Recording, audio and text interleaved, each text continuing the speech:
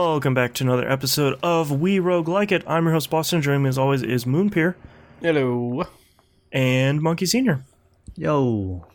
So, this is our second week of Dicey Dungeons. Terry Kavanaugh's Dicey Dungeons. Let's start with you, Moon. How's your progress looking? Okay, so I have unlocked all of the base 5 classes. Okay, I just did that this morning too. I have not played with the witch yet. Boy, witch is hard to get your head around, man. I really like her. It's she's not my favorite one, but she's cool. I think so far my favorite one out of the other 4 that I've played is probably the robot, which is funny because I think that's my favorite. Wasn't that the one you tried and couldn't do a run on the first time you played him, Monkey? But then you knocked it out the park with like the inventor and the witch. Like you cleared them but didn't clear robot. Yeah. I got like the second floor in with the inventor and was just like, oh no, I'm dead. I got to the first fight on the second floor with the inventor on like my second or third run with them, and I ran into a loud bird that kept nerfing my attacks so that I wasn't actually doing damage. I was just doing status effects, which they kept dodging. So I lost because I couldn't do any damage to it. And I was like, this class. Okay. Yeah. Those are the worst enemies. So, yeah. I mean, the inventor is weird. I don't know how I feel about the inventor yet. I'm looking forward to my first experience with the witch, based on you guys describing how she plays. It's really, it's such a cool. I like that each one of these classes has such a cool idea behind it. It's like, it's not just, well, here's the thief isn't just, here's the warrior, but you have less health and more dodge. It's not like that. It's completely different playstyle. Yeah, like the class is completely different. Your limit break is different. Like everything is significantly different in a really cool way. Yeah. I think the robot's probably my favorite so far. Yeah, me too. I just love that risk reward of, I've got 5 left, but do I do the calculate and then maybe get a 6 and then bone myself? Yeah, I've got 2 left in my thing, and okay, I'll use all the other ones, and then maybe I'll do one just to see if I can get a perfect, and if I don't, then that's fine. I like that there's this gambling aspect to it, where if you do go above your cost, above your bar's limit, your CPU. You don't get. Thank you very much. Yes, thank you. If you go over your CPU allotment, I like that you don't get punished. Mm-hmm. So, like, it doesn't take away your limit break. It doesn't take away your health. It's just cool. You blew that up, so all the rest of the stuff on your board goes away. So if you've already done your moves that you needed to do, you can experiment with it a little bit. I think that's great. Also, the fact that if you hit that jackpot, he has healing options, which I love character with heal options, because it's like, I'm like, the amount of times I've heard that stupid heartbeat when you're low on health, and it's just like, boom, boom. Yeah, scary. And it's just like, oh, come on. Like, immediately with the inventor. Immediately. Yeah. Yes. It's like, come on. But yes, I full cleared the robot. Probably my favorite class so far. Yeah. I'm liking the writing still. I'm liking the art style. Mm-hmm. So far, this game's turning out pretty well. I wish I could play it downstairs with a controller rather than having to sit here with a mouse and click my way around it. Because at the moment, it's my doing budget, like household budgets kind of thing, or I'm updating my Strike Force spreadsheet. Yes, I am that much of a giant nerd. Shut up. And I'm playing it to the side while I'm doing other things at the same time. Sure. Because I don't. As much as I love coming in here and recording the show, I don't like sitting in this room and playing games. Yeah, I was just talking about that on an episode of Pup where we were talking about the Outer Worlds. My setup here is set up to keep me awake and recording podcasts. Mm-hmm. It is not set for me to relax and play video games. So it's not the right setup. Yes. Yeah. literally have enclosed myself with audio equipment and surfaces of desk to make sure that it's like as optimized for recording as it can be. Yeah. So Monkey, how you faring this week in the Dicey Dungeon? This week in the main game, I got I think I beat everyone's at least once, and then I think the warrior, I beat his second episode. Mm-hmm. Oh, okay. Yeah, and it wasn't too different. It just gave you different. It started you with different equipment, and it wasn't too different. But I took a look at the other episodes for like everybody's, and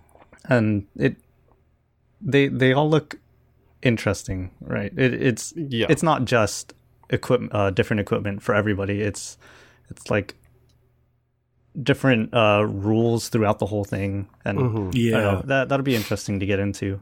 But I think of everybody, if you're gonna play the episodes through, let's face it, the warrior is going to be the most basic of. Here's some slightly different equipment. I mean, I can't even imagine what they're gonna do with like the robot and stuff like that, and the inventor, where it's just like crazy. How do you change these like without making them completely insane? Yeah. But I did, or for most of this week, I did the Dicey Dungeons had a Halloween event. Yes. So yeah, I did a run of that. I did those. There are 3 of them or 1 episode each for the warrior, inventor, and witch. So I completed all 3 of theirs, and apparently it was like this whole event was supposed to be showcasing like some new equipment or something. That's what I read somewhere. Okay. And obviously I haven't been playing long enough to know what is new, right? But it was really interesting because they each gave fairly interesting rules. Like the warrior, each level progressively added a different rule. I forget exactly what they were, but it was my first one. I got was like 50% rage, where it's like every time you attack or every time you slot a dice in something, you have a 50% chance of repeating that effect. So like I would throw, let's say like a 2-sided die into a healing thing. Sometimes it would just do that 4 times because it hit the 50% correctly. So that was pretty cool. Yeah. And then the inventors, all the inventors' gadgets were bad. Oh no. So that run was super interesting. Wow. Like one of them was like do 999 damage to yourself. Oh wow. Yeah, like that was one of the gadgets that I got, but there was an equipment that switched the target of your next action, so like you could do 999 damage to the enemy instead. So Gotcha. it was a lot of stuff like that for the inventor. And then the witch was just a complete puzzle mode. It like you only had 1 turn to defeat the enemy, and then you just had to keep casting and putting dice into things, and then casting new ones, and it was really cool. Yeah, I especially like how all the enemies are all dressed up in Halloween costumes too. Like they're all really good. So